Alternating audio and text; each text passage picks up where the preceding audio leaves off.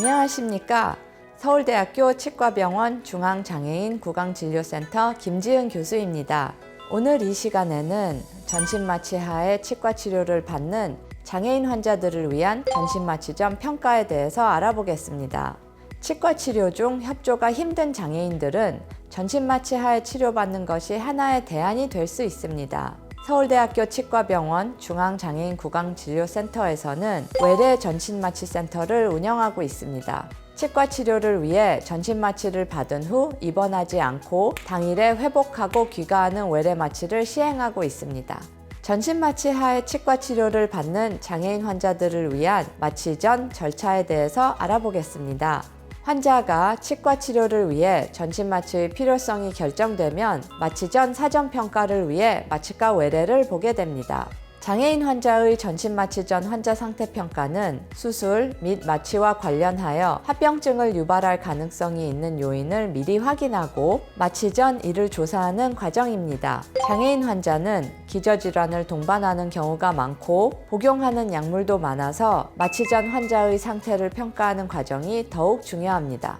마취 전 평가를 위해 내원 시 환자의 전신 병력, 신체 검진, 임상 검사를 시행합니다. 첫 번째는 문진을 통해 병력 정치 및 알레르기의 여부를 확인합니다. 두 번째로 전신마취의 과거 병력 및 이로 인한 합병증이 있었는지 알아봅니다. 세 번째로 현재 복용하고 있는 약물 및 약물에 대한 이상 반응에 대해서도 알아봅니다. 임상 검사로는 혈액 검사, 심전도 검사와 흉부 방사선 촬영 등을 시행합니다. 환자의 나이, 기저질환에 따라 추가적인 검사가 필요할 수도 있습니다. 체열을 통한 혈액 검사를 합니다. 혈액 검사에는 빈혈 여부, 감염 상태를 확인하기 위해 시행합니다.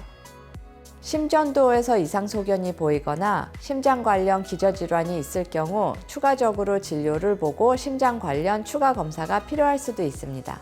흉부 엑스레이 검사는 흉부의 질환을 진단하는 가장 간단하고 기본적인 검사입니다.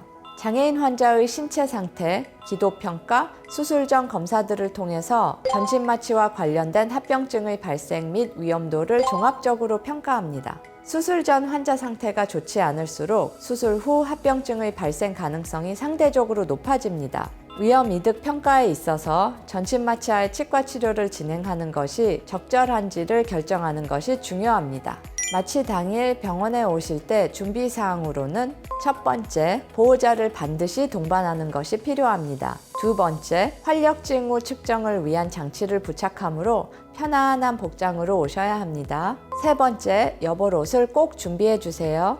마취 전날 주의사항으로는 수술 전 8시간 동안 물을 포함한 모든 음식은 드시면 안 됩니다. 흡인성 폐렴의 위험이 있으므로 금식은 꼭 지켜주셔야 합니다. 협조가 부족한 환자의 경우 금식이 잘 지켜지지 않는 경우가 있어서 보호자의 관리가 꼭 필요합니다. 복용하고 있는 약물에 대해서는 의료진의 안내에 따라 복용하시거나 중단하시면 됩니다. 의료진의 안내가 있을 경우 당일 아침까지 복용이 필요한 약은 소량의 물과 함께 드시면 됩니다. 감기에 걸렸을 경우에는 전신마취가 연기될 수 있음을 유의하시길 바랍니다.